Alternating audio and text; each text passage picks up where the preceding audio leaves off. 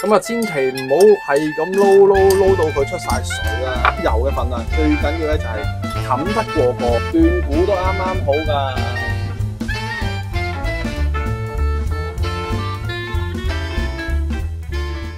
大家好，我係叻仔。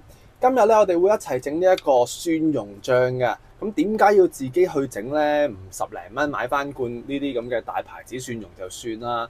因為我哋自己整得嘅咧，就預咗係整得比人哋好食先至會去整嘅啫。咁我哋首先咧揀咗個材料咧，我就建議大家用呢一隻紅火蒜嘅。咁啊，紅火蒜嘅特色咧就係會比白色嗰啲蒜頭咧係會濃烈好多嘅，會香啲。蒜素咧，亦都會含量係高啲嘅，所以佢嘅味咧係出啲嘅。咁就建議大家用紅火蒜啦。咁另外一樣嘢咧，我哋買嘅時候咧，最好就揀翻呢啲一球一球，唔好假手於人啊！買一啲蒜肉，因為咧唔知整咗幾耐啊，咁啲蒜味啊，你都會流失咗部分啦。咁梗係整得嘅就整好啲，買翻一啲原過嘅會好啲啦。咁我哋揀呢啲蒜嘅時候咧，我哋就要摸下佢睇下係咪實淨啦。咁如果你一摸到佢有啲爛咗，即係好似呢啲啊腍咗嘅，嗱一撳落去咧會有少少腍嘅。咁呢啲成塊咧基本上都可以唔要噶啦。咁同埋咧，點解我仲有咁多就要整咧？其實呢啲蒜蓉咧，我哋早些少整，即係見到佢差唔多得翻一半啊1/3度咧就要整噶啦。咁點解咧？因為呢啲油咧，我哋早幾日做啦，基本上咧你2、3日做，咁呢一個油咧就會吸收到蒜頭嘅味道，咁呢啲蒜油咧就會特別好食噶啦。同埋都要提一提大家啦，一個呢啲咁嘅罌咧就大概可以裝到2粒至到3粒嘅蒜頭噶。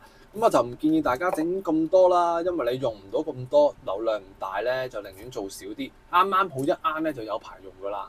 咁我哋而家咧就將佢拆咗衣先。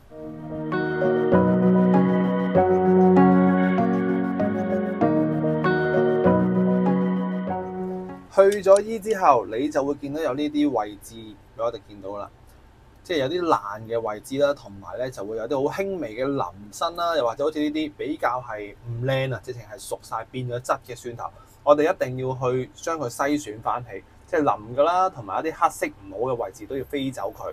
咁呢一個步驟好緊要啊！如果咪就前功盡廢，寧願咧嗱見到呢啲咁嘅崩口，寧願咧就成粒唔要，都唔好因為一粒咧就破壞晒全部嘅蒜肉，就係咁啦。同埋啦，我哋呢啲頭尾位比較鞋口呢啲咁嘅頭尾位咧，都要 cut 走佢，咁就 OK 咗呢一個去衣嘅工序啦。完成咗篩選嘅蒜頭咧，我哋就可以將佢全部都抌晒落個篩度，咁就攞去沖水洗乾淨佢啦。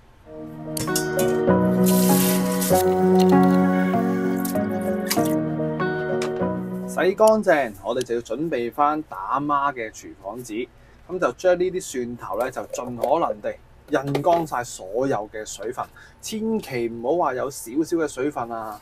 咁如果咧我哋印乾晒佢之後，想做得更加好咧，可以開翻啲風扇仔咧，吹翻佢幾個鐘頭先。咁呢啲嘢咧，平時我哋喺公司咧就朝頭早剝好晒皮啦，咁就洗乾淨晒啦，咁就擺喺一啲嘅陰涼嘅地方，就有啲風扇嘅位置咧，就吹翻佢半日。咁我哋夜晚咧就完成埋下半節咁樣。咁其實最麻煩咧係佢驚佢裏邊即係藏咗啲水氣落去。咁我哋咧就盡可能將所有嘅水分咧都印乾淨晒佢先啦。為咗想做得佢更加完美咧，咁我呢次做一次俾大家睇先。嗱，我哋吹之前，我哋要將所有嘅蒜頭揚開佢。目的咧就係將啲風咧可以順利咁去通過佢哋，之後咧就校翻一個陰涼嘅芭蕉扇啦。咁啊大概起碼咧都吹翻佢半個鐘頭到先啦。咁佢個內心咧，即係呢啲蒜頭嘅內心咧，先至可以更加上係乾爽嘅。咁樣咧個做出嚟嘅效果咧就更加係襟擺啦，唔會有吹到一滴水都冇啦。咁樣咧，如果大家咧，我之前咧就用過呢一款，呢款係手拉嘅榨汁機啊。咁我之前咧都叫過啲朋友買，因為佢好方便實用啊嘛。咁我就一直咧都唔會話用嗰啲有啲新科技閒電嗰啲我都唔用。我唔想喺屋企咁多架撐，咁其實物盡其用啦。咁反正都仲用得嘅呢啲刀片。咁我點樣去用呢部機咧？嗱，咁啊首先啦，咁啊加翻塊刀片落去先啦。咁呢啲蒜頭咧，你原個抌落去咧，你啤唔到佢。咁我哋咧就要將佢1開2到1開3度啦。咁我哋大概咧呢一個 size 咧，呢一個容量咧，就要分開3次到4次咁去打，咁你就會好打啲噶啦。千祈唔好話啊！你咁樣成嚿咁抌落去啊，你打唔起嘅。OK， 嗱咁我哋打咗佢先嘅喎。OK， 嗱咁就大概係打到呢啲 size 啦。咁喺呢個時候，我哋盡可能咧都唔好用手去鬥佢。咁如果用手鬥佢咧，有咩唔好咧？就係手咧其實會有啲叫手氣。咁一入咗落去咧，又係水分啦，啲嘢特別難壞，容易壞㗎啦。咁如果你想佢好啲，咪戴翻對手套咯。咁如果唔係，非必要咧，都盡可能唔好掂啲蒜蓉就 OK 㗎啦。咁同埋啦，呢一個時候咧，爭啲唔記得提翻大家，呢啲所有嘅器皿咧，我哋盡可能都揾啲熱水去拖一拖佢，之後咧就印乾晒所有嘅水。如果唔係，又影響咗前面嘅工序㗎啦。總之成個過程千祈唔好有任何嘅水分，咁就 OK 啦。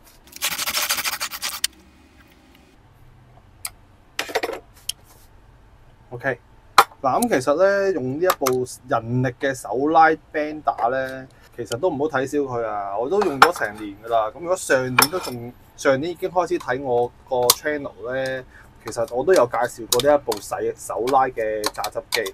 咁啊10零20蚊啊，冇記錯，都用到而家用咗成年幾嘅，佢都仲係咁鋒利。所以有時啲嘢又未必一定要用啲咁高科技啊，要下下都用電咯。OK， 嗱，佢都打到好均勻嘅。咁最緊要你係用開咗啦，分開咗2次到3次打咧，咁佢粒粒咧都可以好均勻嘅。咁同埋我拉咧，其實拉都係拉10零20下咁樣都 OK 夠㗎啦。打好咗蒜蓉之後咧，就到咗落味嘅時候啦。咁其實喺出邊做嘢咧，好多時候都大概係1份鹽就1/3糖左右啦。咁樣咧就會個味道咧就會大眾化啲。就即係叫做唔鹹又唔甜咁啦。咁但係我自己用開咧個份量就咁嘅。咁呢度2粒到3粒嘅蒜頭啦。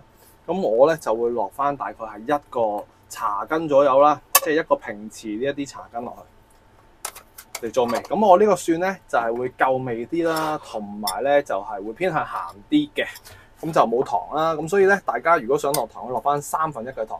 咁一落咗鹽之後咧，第一時間我就要好快咁去撈勻佢。咁啊，千祈唔好係咁撈到佢出晒水啦。咁出晒水嘅意思咧，就係揦到啲植物啊，即係蒜頭又好，瓜菜類咧，一揦落去會出水噶嘛。我哋唔可以俾佢出水啊。咁我哋好快咁樣大致上撈勻就 OK 啦。咁呢個鹽一嚟會做咗個味啦，二嚟咧又可以有殺菌嘅功用。咁之後咧即刻就要落油噶啦，封住佢。咁油咧我都係落翻啲花生油。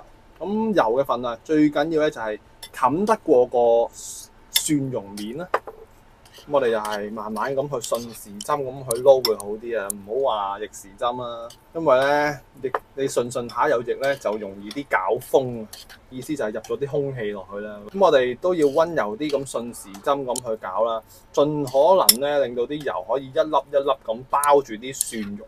所以咧，我哋一開頭一定要用一個大啲嘅器皿嚟去整，千祈唔好諗住用翻嗰啲之前用剩嗰個樽嚟整咯。咁我哋揾個大啲嘅兜，撈勻咗呢啲嘢啦，先至入翻嗰個樽仔啊，啱齊，咁就 perfect 噶啦。你要撈勻咗佢咧，先至會見到啲油喺面啊。咁啊，起碼都要有一層仔咁樣喺個面度包住佢，先至為之合格。撈勻咗之後啦，大概咧啲油就冚過啲蒜嘅，大概係2-3 mm 左右啦，覆蓋住佢，千祈唔好俾佢有蒜頭浮咗面。OK， 嗱之後我哋就可以入翻罌仔噶啦。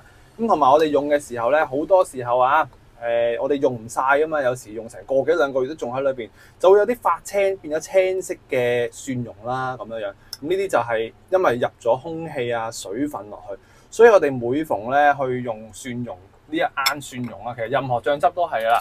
最緊要就係用翻一隻好乾淨嘅匙羹啦，之後咧就向住同一個方向，盡可能咧嗱落親蒜頭咧，唔好咁去搞到佢喎，即係你落蒜蓉就咁樣做一次，咁去反底，你每反一次咧就即係入咗個空氣，冚翻啲空氣落去。所以我哋用親呢啲咁嘅一罌嘅啲醬咧，我建議大家咧就係用翻呢一個位，就用呢個位，嗱不一斤就不一斤咯，就唔好撈底嚟去用，咁樣呢啲咁嘅蒜頭咧。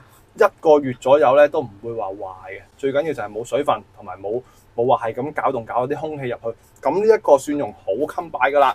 咁我哋今日就分享嚟到呢度啦，咁啊希望大家都中意呢一個蒜蓉啦。咁你嚟點包食又好，蒸魚又好咧，參天共地。嗱，如果試過呢張方嘅話，記得就俾翻個評價我啦，俾翻個 comment， 睇下你覺得你自己整嘅紅火蒜蓉醬係好食啲，定係呢啲咁嘅大牌子好食過叻仔分享嘅呢個紅火蒜蓉醬。好，咁我哋今日嚟到呢度，咁啊中意呢份食譜嘅朋友記得俾個 like 仔，咁我哋下集再見，拜拜。真係唔係講笑，斷估都啱啱好㗎，拜拜。